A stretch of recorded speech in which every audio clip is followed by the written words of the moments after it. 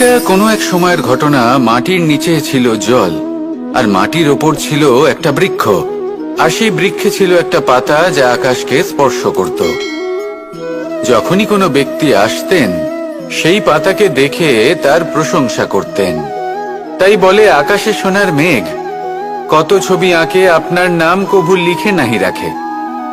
অর্থাৎ প্রতিনিধি ওই বৃক্ষের পাতাকেই মনে করা হতো, সব প্রশংসা ওই পাতাকেই করা হতো। যেখানে চোখের আড়ালে থাকা সেই জল মাটির নিচে থেকে নিঃস্বার্থভাবে নিজের কাজ করে যেত, সেই বৃক্ষকে শক্তি প্রদান করত। কয়েকদিন পরে সেই পাতার অহংকার হতে শুরু করলো। সে ভাবতে শুরু করলো যে আমিই হলাম এই জলের অস্তিত্ব, আমি আছি সেই কারণেই এই জলের কথা স্মরণ করা হয়। আর কিছুদিন পরে সেই বৃক্ষ সেই জল শোষণ করা বন্ধ করে দিল, এবং সর্বপ্রথম মৃত্যু হলো সেই পাতার। সেই পাতা যা আকাশকে স্পর্শ করছিল তা ঝরে মাটিতে পড়ে গেল, আর প্রত্যেক ব্যক্তি তার ওপর দিয়ে হেঁটে চলে যেত, তাকে দেখে আর কেউ প্রশংসা করত না। সেই জন্য জীবনে কখনো অহংকার করবেন না, বিশেষ করে তাদের কখনো অহংকার প্রদর্শন করবেন না যাদের কারণে আপনি সাফল্য লাভ করেছেন, যারা আপনার জীবনের আধার। চিরকাল তাদের প্রতি কৃতজ্ঞ থাকুন, তাদের সাথে সম্পর্ক বজায় রাখুন, তাদের সাহায্য করুন, আর আমার সাথে ভালোবেসে বলুন, রাধা রাধা। পরম শক্তি প্রকৃতি, এ হলো এই সংসারে সব থেকে বেশি শক্তিশালী। এই প্রকৃতির সামনে কারোর কোনো অস্তিত্ব নেই। এই প্রকৃতি আমাদের জীবন যাপনের জন্য অসংখ্য সম্পদ প্রদান করেছেন, আর তার সাথে এই বিষয়টার দিকেও বিশেষ যত্নবান হয়েছেন যে আমরা যেন এর মোহজালে ফেঁসে না যাই। যেমন পেট ভরানোর জন্য চাল ডাল প্রদান করেছেন, তার সাথেই সেই চাল ডালের মধ্যে কীটের উপস্থিতি রেখেছেন, যাতে সেই চাল ডাল সময়ের সাথে সাথে খারাপ হয়ে যায়। উচিত সময় যদি গ্রহণ না করেন, তাহলে সমস্ত সবজি নষ্ট হয়ে যাবে। যেমন আমাদের এই মনুষ্য শরীর, তা সে যতই সুন্দর হোক না কেন, মৃত্যুর পরে এই শরীরে পচন ধরে, যাতে এই শরীর থেকে দুর্গন্ধ বেরোয়। এমনটা প্রকৃতি কেন করেছে?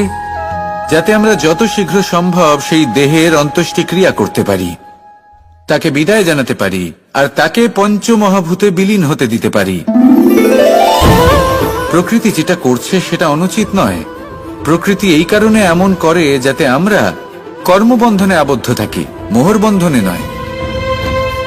যেমন ধরুন এই শস্য, ধরুন আপনি চেষ্টা করছেন এই শস্য পেতে, এবং আপনার জীবনে সেই শস্য আপনি লাভ করছেন অত্যাধিক মাত্রায়, তাহলে তা ভোগ করুন, আর বাকি শস্যটা সবার মধ্যে ভাগ করে দিন, যাতে অন্যেরও পেট ভরে তাতে।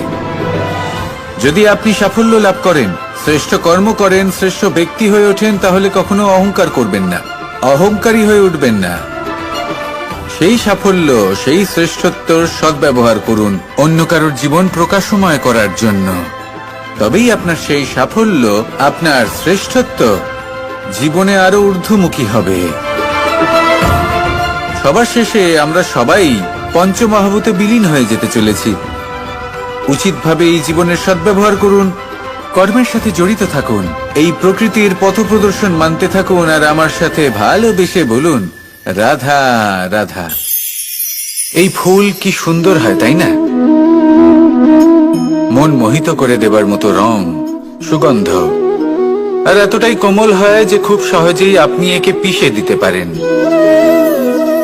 এই ফুল আপনাকে কিছুই বলবে না, প্রতিবাদও করবে না, আপনাকে আঘাতও করবে না, আপনি কোনো চিৎকার শুনতে পাবেন না। শুধু যাওয়ার সময় আপনার হাতে মধুর একটা সুবাস রেখে যাবে। কিন্তু এই কাজটা আপনি কাঁটার সাথে করতে পারবেন না।